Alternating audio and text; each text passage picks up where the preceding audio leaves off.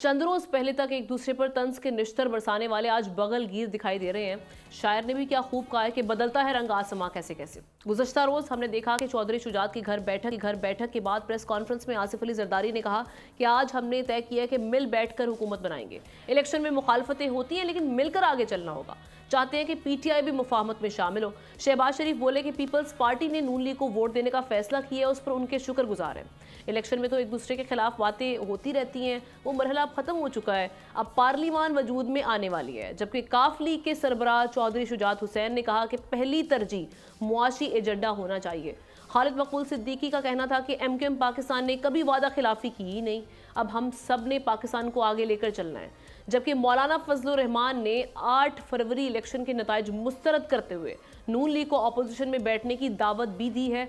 अब हम अपने तज्जियाकारों से आज ये जानने की कोशिश करेंगे कि मुल्क का अगला आज़म कौन बनने जा रहा है, क्योंकि ये सवाल पूरे पाकिस्तान के जहनों में पाया जा रहा है। फिर ये बात भी जहन में रखनी चाहिए कि इससे कबल भी मखलूत हुकूमत कायम हो चुकी है, तो अब जो मुश्तरका हुकूमत कायम होगी वो मुल्की मामलात के लिए किस कदर अहम और बेहतर होगी। ये सवाल लेके मैं अपने पैनलिस्ट की जानिब बढ़ूंगी।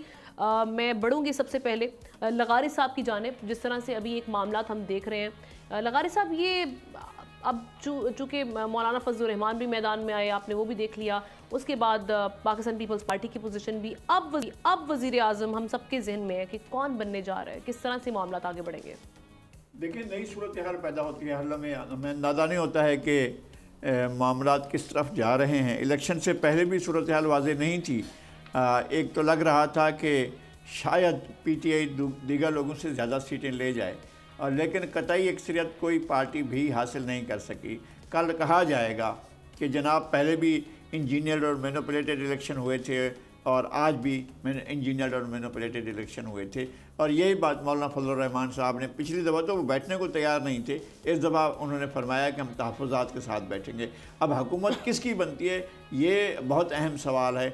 और चूँकि पीटीआई ने ये कह दिया है, बानी पीटीआई की तरफ से जो मैसेज आया वो ये है कि ना हम मुस्लिम लीग नून के साथ बैठेंगे, ना पाकिस्तान पीपल्स पार्टी के साथ बैठेंगे, और ना ही हम एमक्यूएम के साथ बैठेंगे। उन्होंने मौलाना फजलुर रहमान साहब को माइनस नहीं किया था, उनका नाम नहीं लिया था कि उनके साथ नहीं बैठेंगे।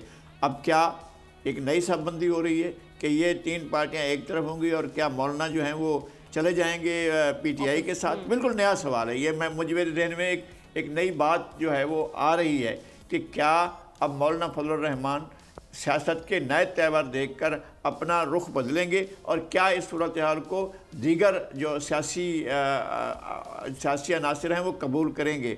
मेरे ख्याल में कि असूलन ये होना चाहिए था कि जो बड़ी पार्टी है उसको ऑफ़र किया जाता और उसे कहा जाता कि जनाब वो वज़ीर आज़म का अपना उम्मीदवार सामने लाए और अपना हाउस में अपनी अक्सरियत साबित करे। अगर वो ना कर सकते तो फिर उसके बाद दूसरी जो पार्टी थी उसको मैदान में आने के लिए कहा जाता। लेकिन चूंकि जो पहली पार्टी है उसके निशान के बगैर लड़ी और आज़ाद ग्रुप आया है, तो इस सूरत हाल में नहीं कहा जा सकता है कि आगे ये जो बहरान सामने नज़र आ रहा है वो बहरान क्या रुख अख्तियार करता है। हम मुआशी मामलात को संभालें तो एक तरफ होगा, लेकिन सियासी बहरान जो है वो मुआशी बहरान से भी ज़्यादा संगीन, यानी एम्बिग्विटी ये जो हम पहले से देख रहे थे वो अभी भी जारी है। सब्सक्राइब करें और बेल दबाएं ताकि कोई खबर रह न जाए।